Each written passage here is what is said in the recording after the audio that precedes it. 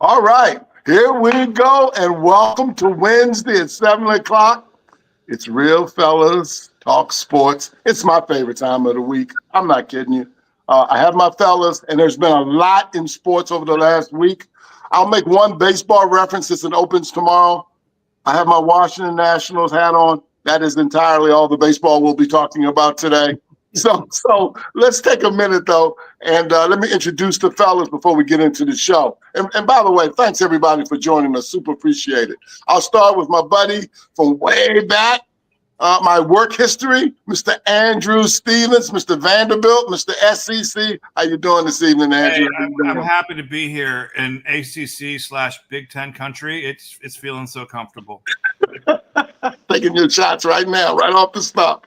And another good friend of mine, one of the best golfers in the group, I say that every week, Mr. Gregory Finner. Mr. Finner, a product of Roosevelt High School. How you doing this evening, sir? I'm doing great. The only thing that would make me better is to hit that $484 billion Powerball tonight. Hello.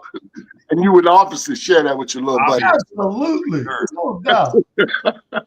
And my longest friend on the show, man, me and Larry go way, way back. Best athlete in my neighborhood, just a stand-up, wonderful, super guy, Mr. Larry Abels. How you doing this evening, sir? I'm good, buddy. How about yourself? I'm outstanding. I am outstanding. Well, listen, let's get into the show. And we'll start out with, man, what a weekend, the NCAA tournament. And there's a lot of ways to go about this. I really only want to focus on 3 specific games. And then I want to get you guys feedback on observations from the tournament, right? And so we'll just start it off before we get into the games, which is the first observation, which is 7 of the 8 top seeds are moving to the Sweet 16, right? Only 4 conferences are represented. I think the SEC has 7 teams in that thing. So my question to the group right off the bat, has NIL and the portal hurt the NCAA midnight or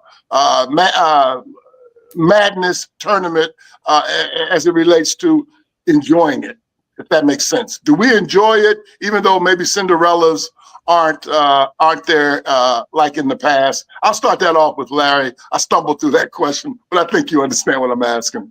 Yeah, I don't think NIL is impacted at all. Maybe leagues expanding has narrowed down the number of leagues that get in there. But no, NIL to me sort of spreads the talent out a little bit.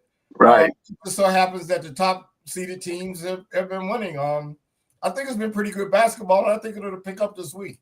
Good. Hey, Andrew, I think I stumbled again through that question, but do you understand what I'm saying? In other words, has some of these teams gotten better this year because they pilferaged from some of the mid-major teams from last year? I think that happened, but I think Larry is right that the larger case is that conferences expanded. I think a good example is the Big 12. Houston and BYU were not part of the Big 12 until quite recently. They're both represented in the Sweet 16 and would have represented different conferences outside of the major power conferences. So those are some examples where just the expanded conferences clearly limited the conferences that were represented. All right, Greg, so let me try it a different way. So teams like George Mason, teams like Butler, maybe from years ago, will they have a shot ever again to get into the final weekend of the NCAA tournament ever again? So Cinderella's glass slippers have been broken. Right. I don't think it's going to happen anymore, simply because The NIL, so the NIL makes, for me, NIL makes college basketball like the G League with classes. It is a developmental league now, and the rich have gotten richer, and the poor have gotten middle class. So, but they still can't compete with, because NIL money is still going to those big schools. So I think that we're seeing the early stages of a change in the way recruiting happens, the way schools programs develop. If coaches can't recruit and maintain, not recruit and retain. So not only do you go into the portal and NIL and get players, you lose players. So if you can't run a program and keep these guys engaged, the only place you should lose them to is the NBA. If you're losing other schools, you're losing. So I think it's changed forever. And the mid-America, the mid-level schools, it's going to be hard for them to compete 3 to 5 years from now. So, Larry, let me get your thoughts on that, too. In other words, Larry, do you think you'll see a George Mason in the Final Four again? I think it's possible. You know, I sort of disagree with some. I understand what Greg is saying, but I think big schools lose players too. Players transfer from all of these schools. Mm-hmm. I think this year we just didn't have any upset. I guess Arkansas, which is Cinderella this year. But other than that, you know, the high seeds just won. I think it certainly impacts it, but I still think the conference is having so many teams in them. That's where it's not spread out like it used to be. And some of the conferences are quite competitive. I mean, you look at the SEC, what do they have, 14 teams in there too? Mm-hmm. I mean, they're pretty good teams. Right. Florida has a kid named Walter Clayton. He came from Iona. So I guess what I'm trying to get to that point, that if a good player is on a mid-major right now, that good player is not going to be on that mid-major team next year. That's just the way it's going to go, which is then how is that mid-major ever going to get far in this tournament? Right. Well, I think some players on some of the major schools will leave because they're not getting playing times. So I think a lot of people are switching schools now. They may be going to other larger schools as opposed to the mid-majors. That's certainly possible. What Drake had a bunch of Division II players come to their team, so that might be your point right there. But I think I don't hold that against them. I just think this is a small sample size. If it continues every year, maybe that'll be the case. But I'm not worried about it yet. Charles, can I mention one thing that I think absolutely Larry and Greg sort of touched on, which is the chance that a George Mason had wasn't so much that they had a secret weapon player who was good enough to play at a higher level, but they somehow spotted him earlier. But I think it's more about the cohesion the team had and the teamwork and just, a basketball team that knows how each other moves and knows, what they're trying to do offensively and defensively. That's a better team. And I think we're not seeing that either in the mid-major level or even really like the point Larry's making in the majors. Like they're losing players too, to other majors, to the NBA, to, sometimes someone's more playing time in the mid-major. Guys are just not staying anywhere for more than a year. Right. So I think the quality of just team play is less, and that favors the majors, the big schools who have just more raw talent. Okay, one closing comment about this and get your take is, has it diminished your appreciation for the tournament?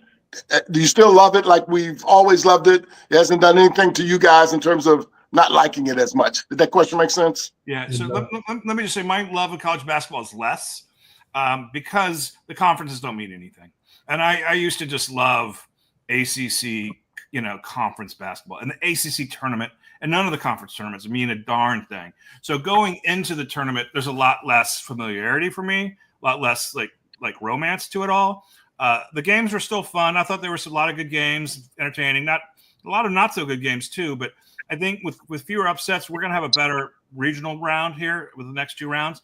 So I think it's easy to love, but there's just less romance, less love along the way in the regular season as you get to the. How about you, Greg? You still like it a lot? Still hasn't impacted your feeling? I think I love it even more, and I'm biased because I've always felt like the players should have reaped some financial benefit from all the money that everybody else is making. There you go. I mean, they ran a story on Patrick Ewing in the Post. Over 4 years, I think the 4 years that Patrick Ewing was at Georgetown, they made something like $120 million where his cost of his education was slightly over 100,000, and it's like there's something wrong with that equation. And so now I think there's balance, kind of balance in the universe, and the players are playing just as hard. You will never see players in the NBA diving for balls and doing the things, diving in the stands like these college players. They give it. I love it because it's lose or go, win or go home, and man, they take that seriously. So I love it even more. Larry, one last thing before we get into the games. No real change for me. I always like to see.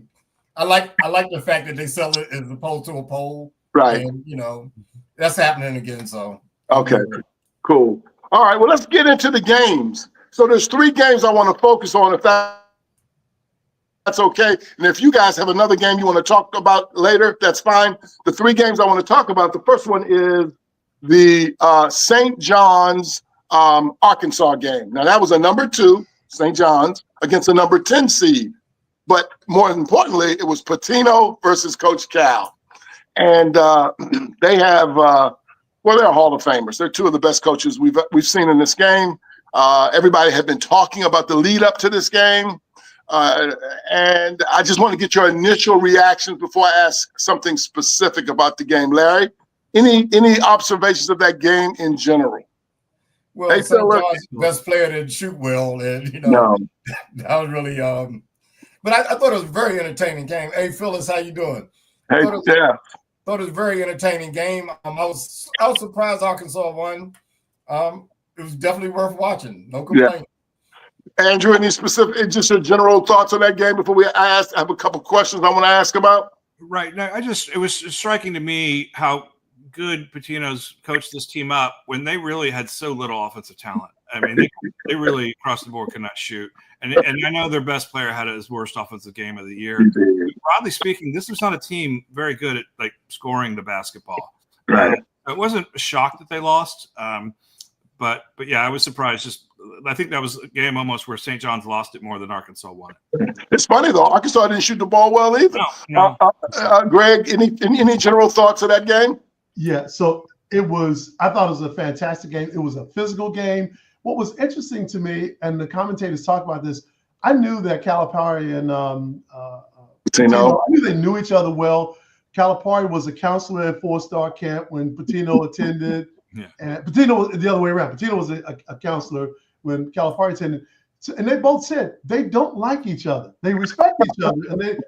I was surprised, like, wow, they're so much alike. How could they not like each other? That's how it works, really. It is. Now, I have some specifics about the game if you want to get into some more questions, but some of the things that were just shocking to me. First of all, I thought Arkansas was just more physical. But talk about shooting. Both teams shot horribly. They were the biggest 3-ball brick shooters I've ever seen. Oh, my God. St. John's was 2 for 19. Arkansas was 2 for 22 from 3-point. So it's like, okay, Arkansas was bad. St. John's was bad, but Arkansas was a little bit worse. I agree with you. And free throws, both teams were about 70% from the free throw line, but St. John's shot 29% from the field. 29%. And 28%. I'm sorry, 28%. And Arkansas was 42% from the field. So it was a horrible, but I love the grit and the grind, the physicality. They were going after loose balls, rebounding hard. But man, it was not a sexy game to watch. It was not. Well, let's get into the controversy, I guess, if you want to talk about with that game. With about 5 or 6 minutes to go, Pitino took his best player, and to validate your point in the shooting, which was his last name was Luis. He was 3 for 17, and he didn't look like he was working hard either, slow to get back on missed shots and so forth. Pitino took him out with 5 or 6 minutes to go. I think they were only down 2 at the time. Never put him back in, not once. Larry, did you find that interesting? Any thoughts on that maneuver? Yeah, I guess I got out of that. Pitino said, I don't have any confidence in you anymore. Right. I thought, I was kind of surprised. I thought they would put him back in. I did too. But as Greg was saying, both teams were shooting so horribly. And it would have been nice if somebody on St. John's hit a shot, but since nobody did, I probably would have put him back in there. Right. Especially he was the Big East Player of the Year. So you take him out for a second, let him clear his head, maybe get him back in. But he never did that. And Andrew, he didn't back away from that question to him after the game. They asked him about it, and right. he said he didn't. It wasn't a mistake. Hey, Robert, thanks for joining us, big fella. What's up, Robert? I think Pitino was respectful to the player. Right. He was asked the question pretty point blank, and he deferred to an extent. But I think it was hard to avoid the fact that he wasn't helping him out there. And when the game's still winnable, and you got a guy who's been out there 35 minutes killing you, I think he did the right thing for the other 11 guys on the squad. And I think Louis, whatever his name is, I think he recognized he wasn't getting it done, and he wasn't mad, he wasn't bitter. He's like, I hurt the team today, and that's just the truth. Right. Hey, Greg, and by the way, there's a clip out there that shows Pitino saying to the team earlier, not even during this weekend, where I don't care if you miss shots. I don't. But you better get back and play defense. You better rebound. You better block out. I need you to fight. Fight like there's no breath left in your body.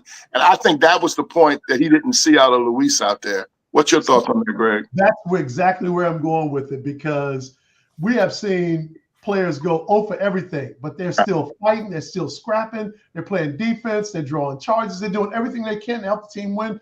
And Pitino is a coach that demands everything you have.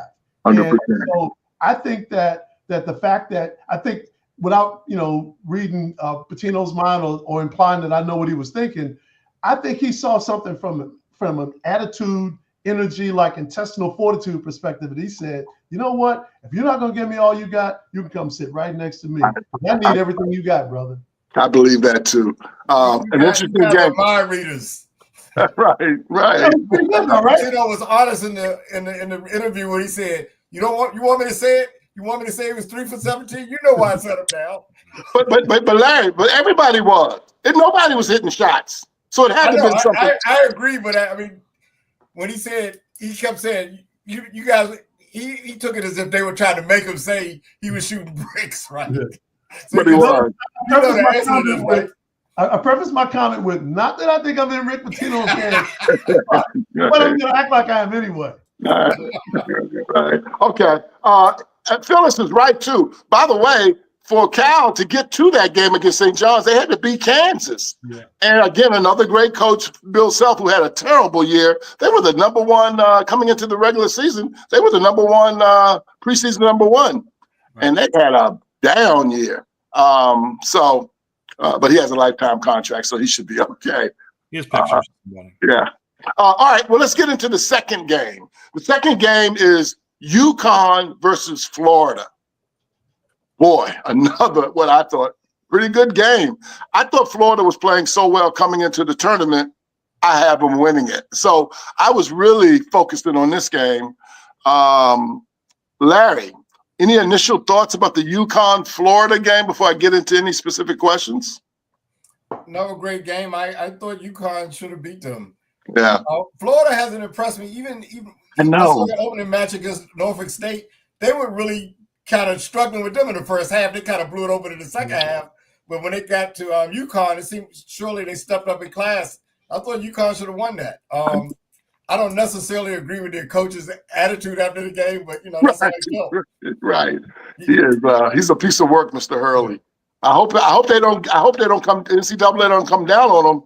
Well, that's a more complicated story, but you're a good point, Larry. Andrew, any general observations from that game? I guess one thing. I mean, UConn was a tough out, but they were really in control of most of the game. And the last 5 minutes of the game, Florida just executed better. And for a team that's won 2 championships in a row, I was a little surprised by that. Not so much because I think UConn showed up. They in many ways outplayed Florida in that game, but down the stretch, Florida executed better. And I'm not at all cool on Florida. Like, I haven't cooled on Florida's chance to win the championship. I don't necessarily have them picked, but every team that wins a championship has 1 or 2 close games like this. So I think this was a good victory for Florida and probably the toughest out in that entire round. Andrew's on to something, Gregory. He talked about execution. Yeah. There were two free throw situations where McNeely, their star freshman, he didn't block out on free throws, and so Florida got the ball back twice and turned them into made threes in both cases. And so, any general observation from your perspective, Greg, about that game? All right, so I think this was the second best game in the men's bracket, right? It was the second best game. Yep. I thought the difference in that game was one person, Walter Clayton. He shot the ball so well, so cool, so confident. I mean, he carried the day. And in the words, the inimitable Count Dooku from the Star Wars series, UConn fought gallantly, worthy of the Jedi Order, but it just wasn't enough. And I'll tell you, they're what happens in any sport when you let a team just hang around. Now, Florida really should have dusted them, but they let them hang around. And before you know it, they're thinking, hey, we can beat these guys. Now, I will tell you, I lost a lot of respect for Coach Hurley. I just thought that was so whiny. He reminded me of a kid in the 8th grade who just lost at kickball because he had a beef with one of the players. Like, come on, dude, you got 2 national championships under your belt, and you're gonna whine about the referees. You get breaks, you lose breaks. I mean, that's the game. I lost a lot of respect, and I love him. I think he's a fantastic coach. But man, you can't do that. You can't be. Greg, he's a brat. But don't you guys think if this wasn't a social media era, don't you think other coaches have done stuff like that before? Oh, all the time. Yeah, now people got cameras everywhere. But you have to be aware of that. This is the age of everybody has a phone and a camera, and they can they can post something overnight on you, and you got to be aware of that. And it's like, man, for him to say that, it's like, dude, you act like you didn't get any calls tonight. You got some calls too now. They just didn't come at the time that you thought they should have come. But yeah, you got some calls too, brother. I will say one thing about UConn, and I agree with you, Greg. Until Clayton hit those 2 threes late in the game, one at the 2-minute mark, one at the 1-minute mark, I thought UConn, and you're right, Larry, I thought they had outplayed Florida. And UConn sent 4 dudes off that national championship team last year to the pros. So it ain't like, they had to rebuild their team again this year, and they are back-to-back defending champs. So I applaud them a little bit in terms of their performance. Well, the worst thing about the comment is that the sports information department threatens to ruin somebody's career. Like, come on, man, you can't. No, I disagree with his comments. I said that, but I think plenty of people have done stuff like that. I'm not going to be so hard on them. Well, what's the guy? Who's the guy that used to coach Chaney? His last name is Chaney. He had a meltdown after a game against Coach Cal when Cal was at Mass, and his daughter stopped speaking to him. So I don't know, Larry. And even in the old days, when you act like that to certain levels, no. Cool. I'm not saying it's okay. I think that it happens. Right. So I'm not gonna be too hard on him. I think it happens a lot more than we know about. Yeah. Right. All right. Well, let's get and it's funny that you mentioned that, Greg. I thought that was the second best game too of the weekend. And let's get to what I thought was the best game of the weekend. And it's a local team. It's a local team. It's a local team. The University of Maryland played Colorado State, which was a 12 seed, which I still consider a Cinderella, and maybe the last of the Cinderellas to perhaps get into the Sweet 16. Man, what a ball game. I think Maryland might have been down as much as 17 or 12 in that game. But, man, what a game. Any initial reactions to that game, Larry? Well, let's give Andrew a shot. I think we skipped him on the last go around. Oh, sorry about that. So all I would say is I like Maryland. I mean, I'm not real crazy about all the noise about their athletic director at this time, at this exact week and stuff. You want to SMU? I do think the coach is a good fit for Maryland. I would be very, very regretful if he went to Villanova. He fits at Maryland. Maryland has a hard time getting the right person in there, whether it be football, basketball, or whatever. So, I do have Maryland in my Final Four. I think they're still, they're kind of a long shot, but I still think they got some fight in them, and I think it was good. They won a really hard game, and it was. I mean, I don't think he traveled. If that's what you're asking. Well, I was going that was going to be one of my. Well, okay, we can deal with it now. That was one of my big questions. Why wait? Yeah. Do you think he traveled? Oh, you don't think he traveled? No, I would not have called it. I'll just say it that way. I get where people are from, but I didn't. It's the kind of thing that if you can't see it in real time, then it didn't happen. It's like, right. All right. Greg, any thoughts of that game? And same question to you at the end. Do you think that was a travel, and would you have called it? Okay, so it was the best game of the night. Yeah. I don't think he traveled. I think his gather step. There's a new phrase. There's a new phrase there. Right. So his gather step threw people off. It was, an NBA looking move. And I mean, you can say Kareem traveled every time he shot the skyhook, but you got to look at his gather foot. He did not. Right. So I don't think he traveled. If he had traveled, boy, it would have been hard for me to call that. I mean, exactly. 100%. It would have been hard for me to call it. I think here's what I love most about the night. The coach on the interview said, give me the blank ball. MF ball. He got the ball. He created his own shot. He made the shot, and he just made himself a lottery pick, right? And one play, it wasn't one play, but one play sealed the deal. I'm not crazy. And Chuck, we talked about this. I'm not crazy about him leaving because I'm not sure his body is developed. I'm not sure he's ready yet. But if you're a lottery pick, how do you say, nah, I'm going to stay in one more year? You can't do that. I mean, he's a lottery pick. That kid's out here. But I was just thrilled with him. Queen is just like my new NC2A March Madness hero. It's special. Larry, your initial reaction to that game? Great game. Great battle. I'm looking forward to seeing Maryland play Florida. Florida. Pretty good matchup. Yeah. I actually like their chances against them. Right. When I saw the game, I didn't think he traveled. I was wondering why the announcers even mentioned it. If I was a ref and I had been calling that traveling all game, I would have called it. I mean, but it didn't look like a travel to me. And I kind of agree with Greg's, talk about gather foot. I guess to me, when he got the ball, got control of it, to me, he took 2 steps and shot. All right. Interesting. I've seen it on replay, and they've slowed it down. It did appear to me that he took the 3 steps, although I would have never called it. But real time, I really didn't think it was a travel in real time. It wasn't until I watched it multiple times that I went, okay, maybe there was an extra step. And that whole term that you and Greg used, I've been around basketball a long time. I had never heard that phrase, gather. Think about when they do a jump stop. Because it looks like they take a step in. Then they could do that. It's similar to that.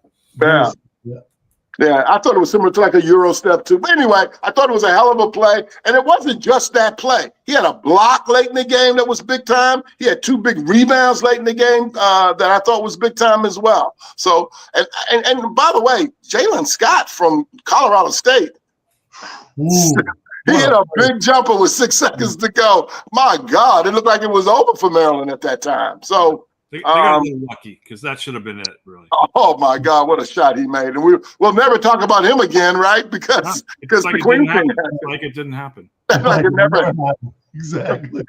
Right. So Larry, let me ask you a question. Greg touched on it. So Larry, you're Queen's mom, dad, uncle, agent, street agent, AAU coach, whatever. Would you be recommending that Queen go pro? If I think somebody's going to draft him, absolutely. If the money's there, go. Okay, let me ask you some follow-up to that. If he's a lottery pick or if he's just a first-round pick, does that impact your thoughts? Depends on how high in the first round.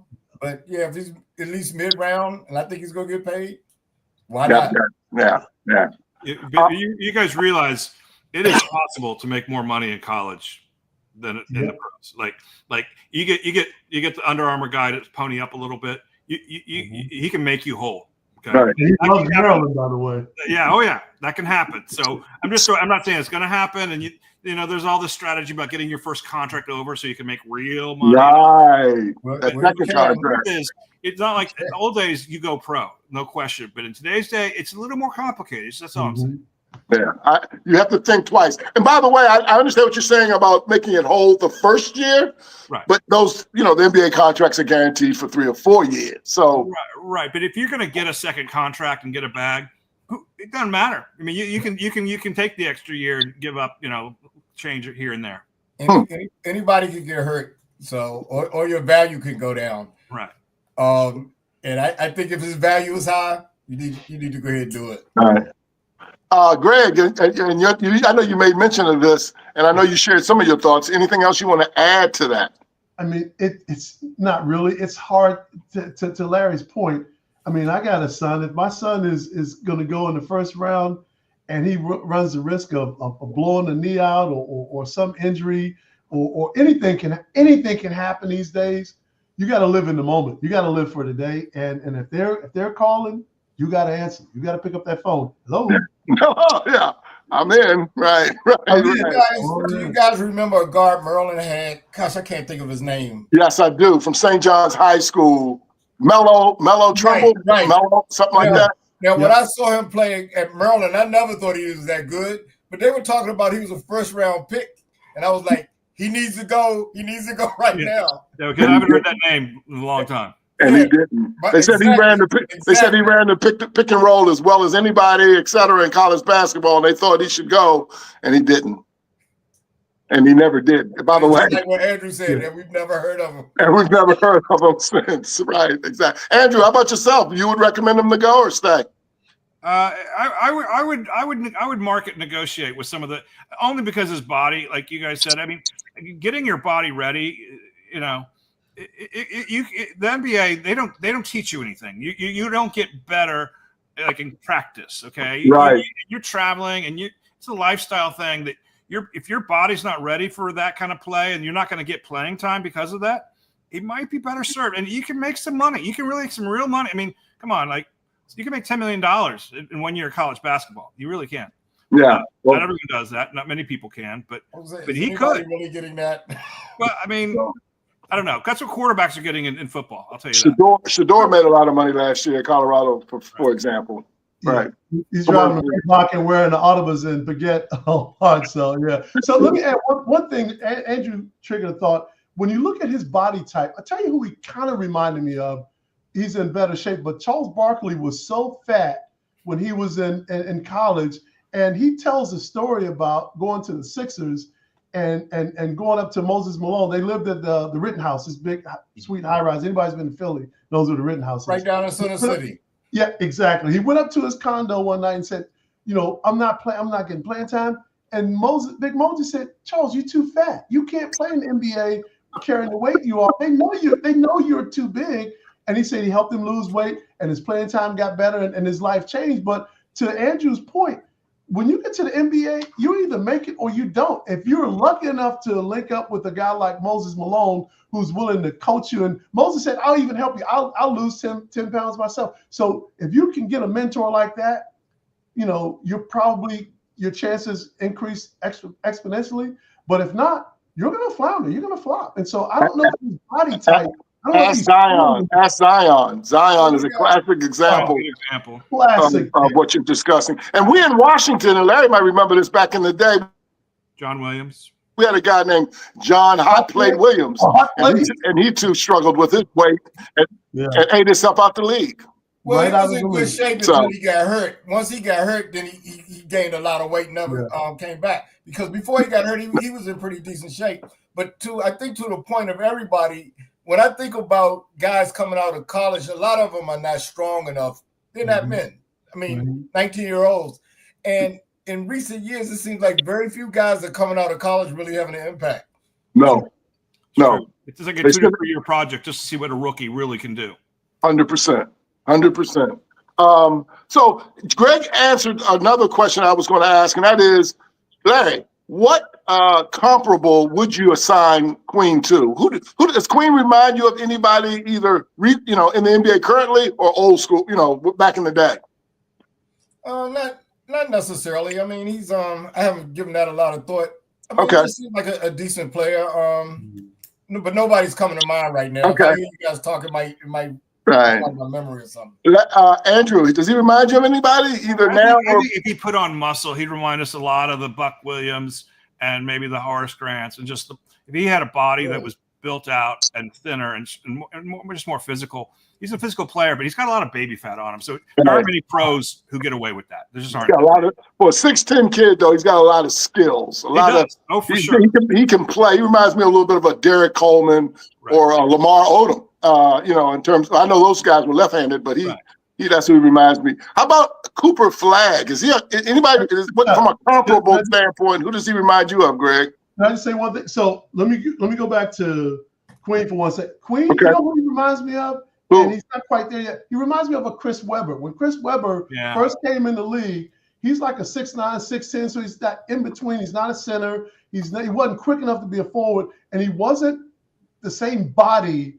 Five years later, Chris Webber was a beast. He was a very different body type. But when he came in, he wasn't, cut and ripped and ready to guard anybody. And he's going to guard people like Aaron Gordon, Bam Adebayo. You got to be strong to guard these guys. They are strong, and they got foot speed that's off the chain. So he's going to have to really, tighten this thing up, man, to play in the NBA.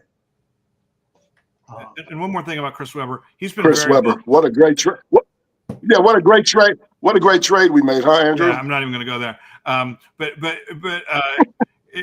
Chris Webber does regret leaving early. He said that was probably the biggest mistake of his life. I thought that was kind of interesting. How about Cooper Flagg? Any comparables there, Larry? Does he remind you of anybody or? I can't really think either. He seems pretty unique to me. Nobody's coming to mind. Dennis Shrimp, somebody like that. I don't know. Right. Yeah, that's a good one. Kawhi Leonard's a pretty good. Kawhi might be a better defensive player. I haven't seen Cooper play that much defense, but I think Cooper Flagg does bring up an interesting point, which is the most outstanding player is always kind of an interesting thing to predict or watch. And you think if Duke's going to win, the Cooper Flagg would be it. But I saw one guy we haven't mentioned who I thought if Duke wins this, I think Proctor's going to be the most outstanding player. He shot 9 for 10 from the field, 7 point, and if that guy keeps doing what he's doing, Duke's gonna be hard to beat, and he's gonna be the most outstanding player. So I know you asked about Flagg. I'm just doing a little pivot because I think Flagg's okay, but I don't know if he's 100%. Maybe he will be this round, but other guys on the team look a little better right now. How about you, Greg? He remind you any comparable to him? He does, and okay, he's got more hustle plays than this guy. And he's not as raw a talent as him, but he kind of reminds me of Melo. And in some ways, he reminds me of Melo a little bit. But Melo wasn't diving for any balls. He wasn't hustling. He wasn't playing a lot of defense. But they impact the game in a very similar way. Super talent, man. He can fill it up. But Melo wasn't diving all over the floor for anything. Right. That's good. I like that Kung Fu. I think that was Rick Barry you were talking about. Interesting. There's a name from the past. All right, let's get into the women's real quick. Obviously, the big blow was Juju. I had USC winning the championship, and that was horrible. Bless her heart. Any observation, Larry, big picture from the ladies' tournament so far? No, this has got to be the most exciting tournament, except for Juju getting out. I'm looking forward to seeing them play Connecticut, But it is so many great teams in this tournament. My friend Phyllis lives down in Columbia, South Carolina, so she's a big South Carolina fan. She calls it USC. And Maryland faces them this week, so we're going to have a little war between friends. She'll probably win. Right. Andrew, big picture, any observation from the ladies' tournament so far? My favorite, fabulous attention, hog is Kim Mulkey. She's still alive. I will continue to watch. I don't love her. I just can't stop. I just can't not watch her. Okay. And by the way, she's pissed off because she's a 3 seed in this tournament. That shows you how deep. I like that about her. I do like she's angry like that. Oh gosh, there's so many good teams out there. The 3 seed. Greg, any observation? Big picture? It's just listen. It is a fantastic tournament. I'm a USC diehard. I'm going to the Mats. with South Carolina, and I went to college in North Carolina. Everybody from South Carolina, yeah, they call South Carolina USC. I'm like, no, but that's California. You're like, no. I told Phyllis that the other day, so thank you for saying that. Oh yeah. The only folks from down there call it USC. Nobody So else. just quickly, one game I saw over the weekend that I really, or I guess it was Monday actually. Did any of you guys see the Maryland-Alabama game, the double overtime game at College Park the other day? Ooh. The Yeah. final score was 111 to 108, and man, what a finish! And any thoughts on that game, Greg?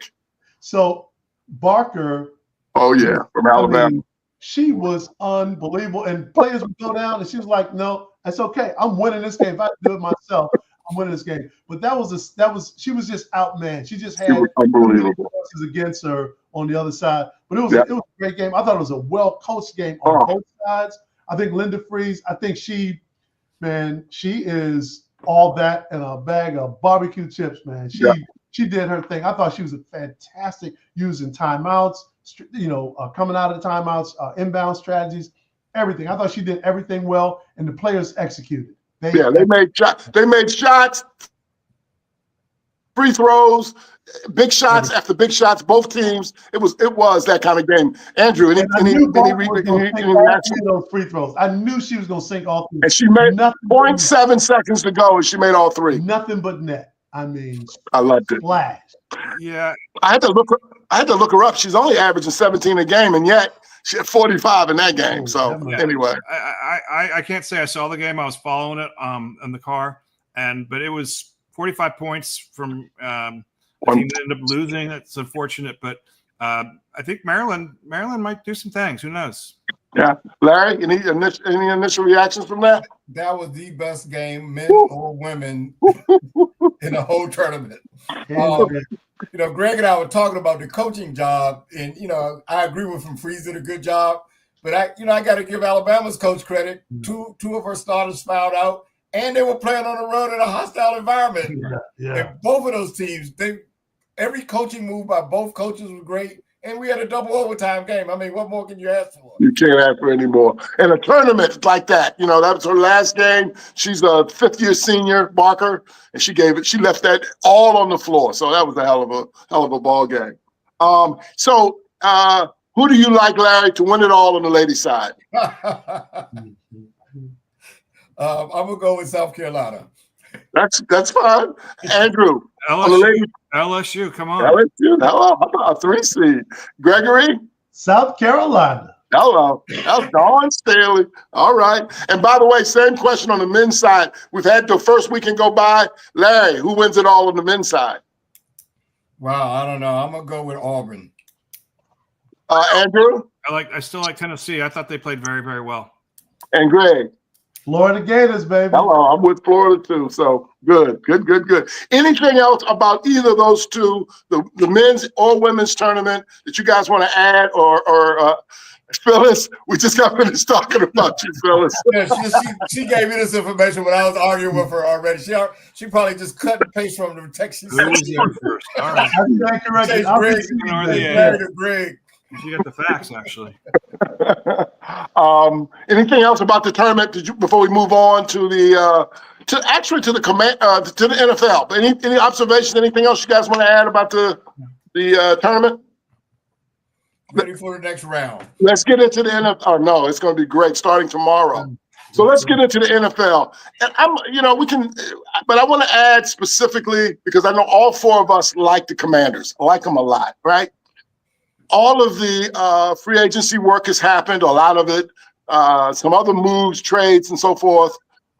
About our Washington Commanders, did we, Larry, fill most of the holes? What's your thoughts so far in terms of what we've done in the offseason? Well, certainly I like them picking up a defensive lineman, and Debo is a good pick, but jury's still out. Every year teams lose free agents and pick up some. So I don't really have a grasp of what other teams have done.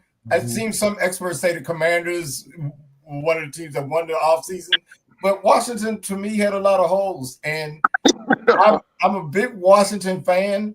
But other than Detroit in the playoff games, I'm not really sure what their signature win was last year. So I'm kind of cautiously optimistic, waiting to see what they do with the draft and any more free agents they sign. Well, they had a backup quarterback in Philly, did, but that Philadelphia win was kind of big for us down the I stretch. agree. The regular season went with them, but I'm thinking about the Bears game. Got lucky there. Yeah. We broke them on that play, by the way.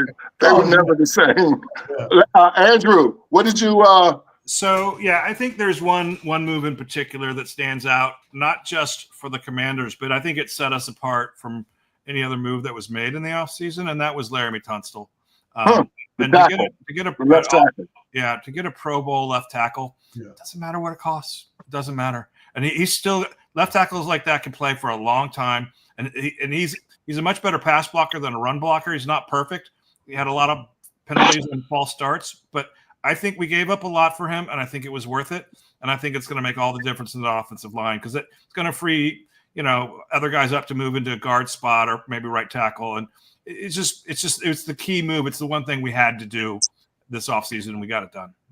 It's because it's such hard. My only caution about that, and I agree everything you said. My only caution is why would Houston?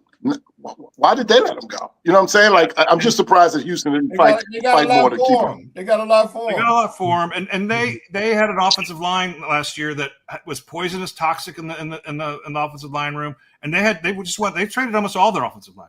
He was not the only one who got traded, and he was not the source of the problems. They wanted him to try and fix it and get people in line, but he's apparently not that kind of guy. That's okay. We have enough leadership in the Commanders.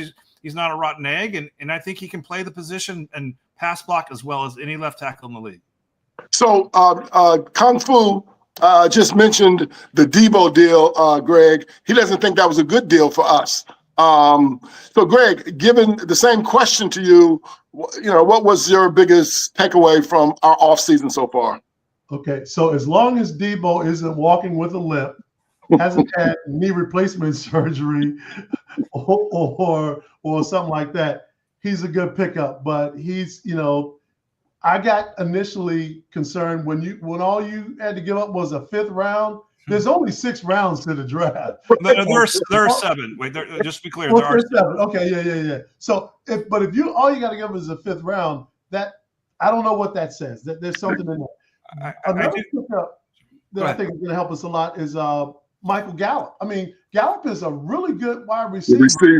We need some more. We don't have. I mean, we got good receivers, but McLaurin, we don't get a lot of separation. If you notice, our receivers don't get a lot of separation. So we need that that DC. I mean, we need that guy that can just break away.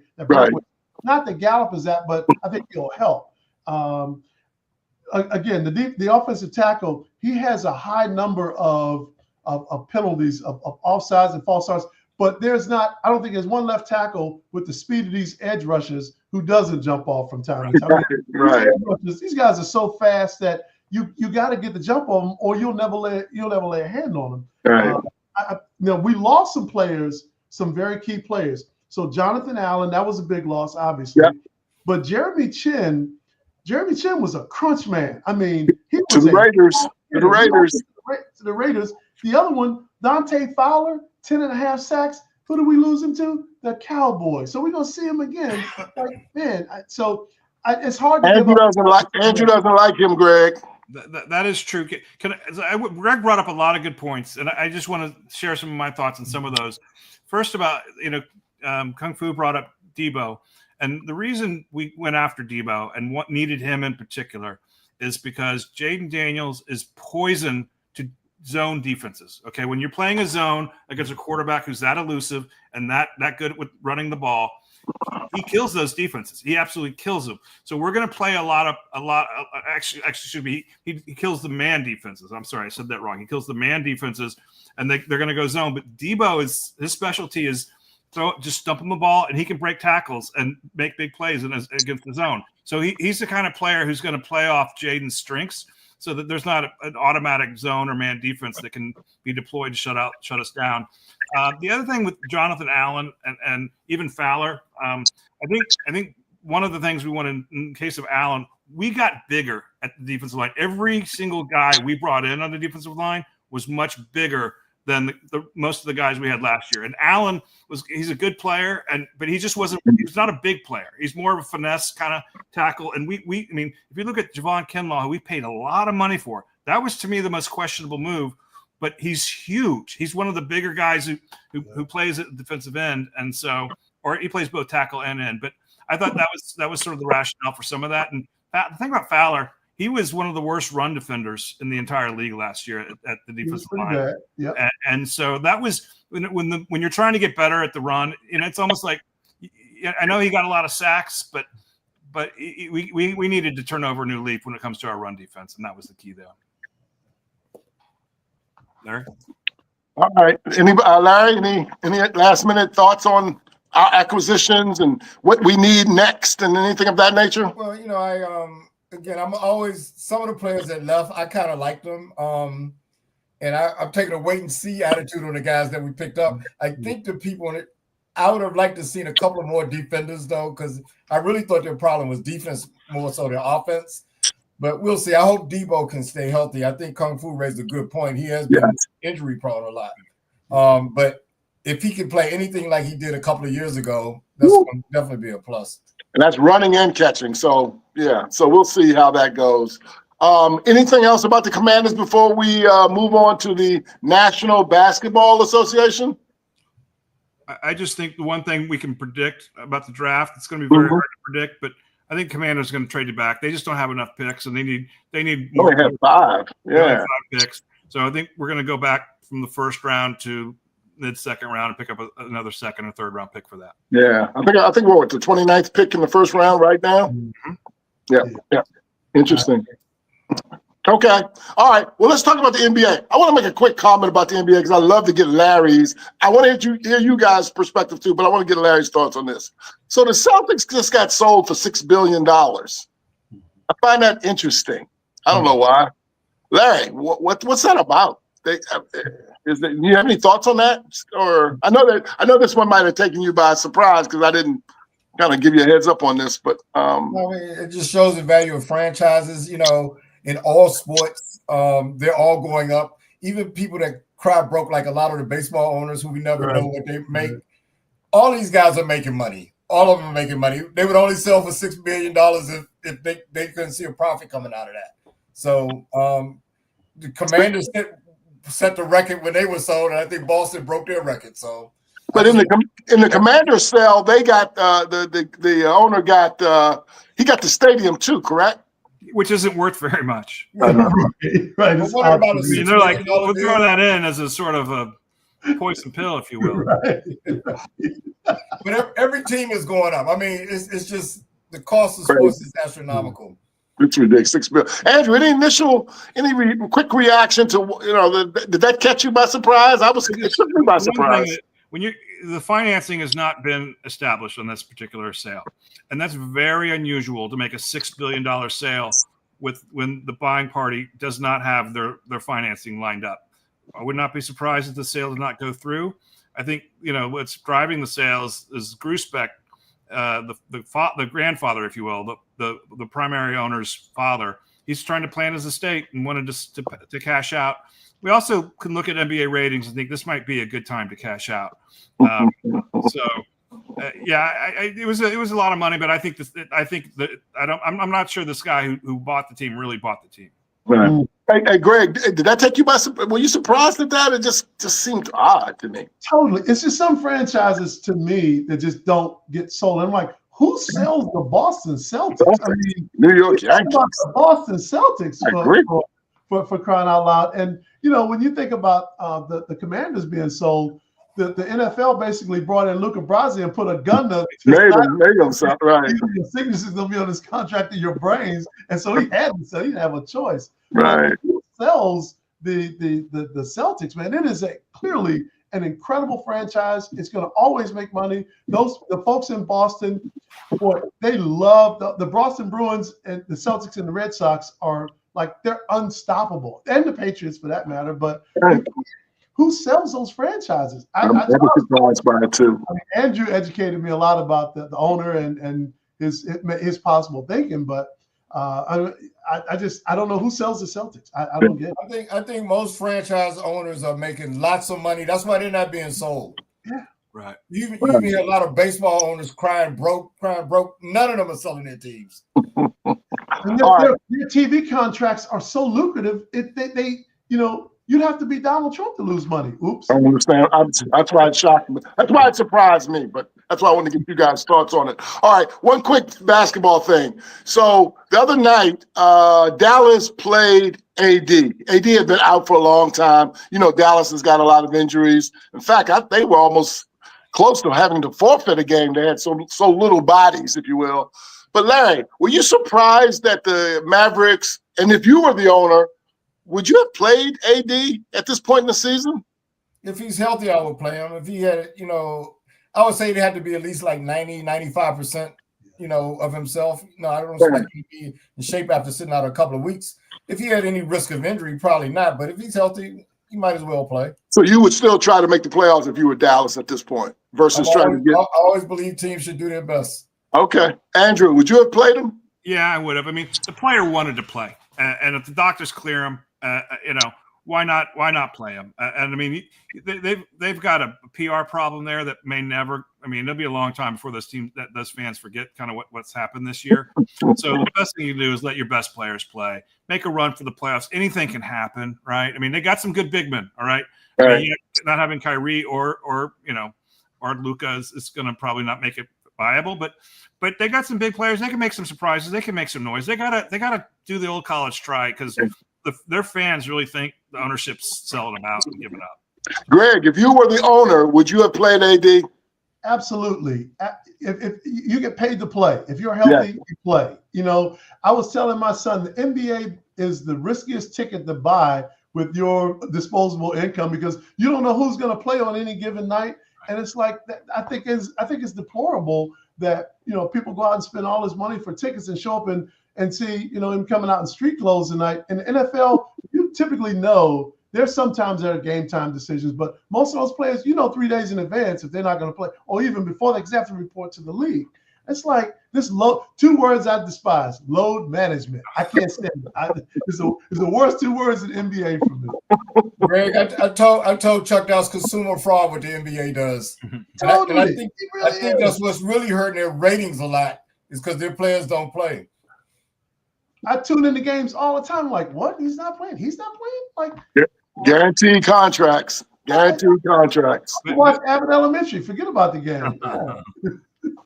All right. Well, look, I know we have a lot more to get into. I swear we could go another half an hour, but unfortunately we can't. So I want to get to this point, unless you guys have any other NBA thing real quick you want to add. I want to go ahead and get into closing comments. All right.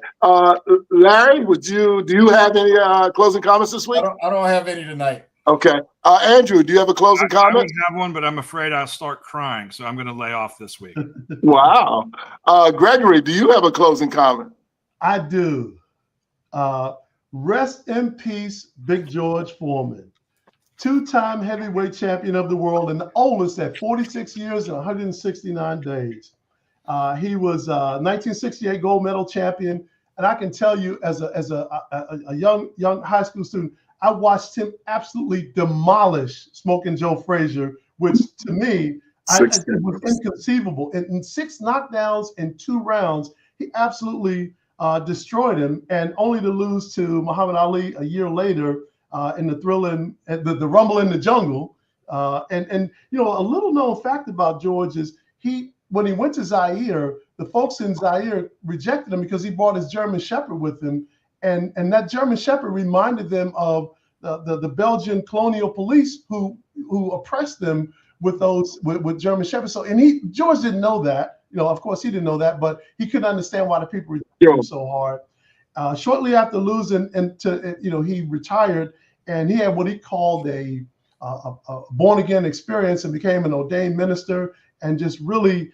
The transformation in George was real. I mean, it was real. You could see it in his eyes. You could hear it in his voice, the way he talked, the way he handled people.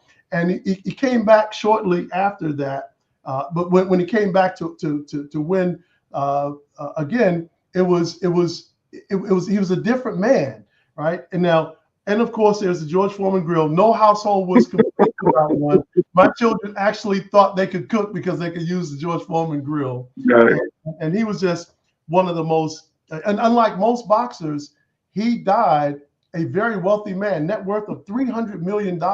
And that's not the path for most boxers. I looked up some of the net worths at death, and Joe Frazier was worth $100,000, which that was probably in, assets or something like that. And Big George had 12 beautiful children, notably 5 sons, all named George. All named George. Right. His children, if you look at the picture of his family, they were just beautiful. He's just a beautiful family. But Big George was a good man, an admirable man, proof that through Christ all things are possible. And it even transformed a physical brute, a human rack machine, into a God-fearing, soul-saving man that everybody loved. Rest in peace, Big George.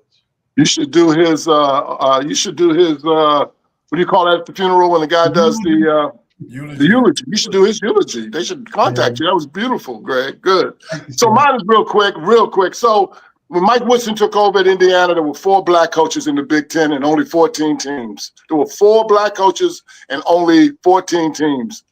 Well, 4 years later, Woody's gone. Ben Johnson from Minnesota's gone. Shrewsbury's gone. And Juwan Howard's gone.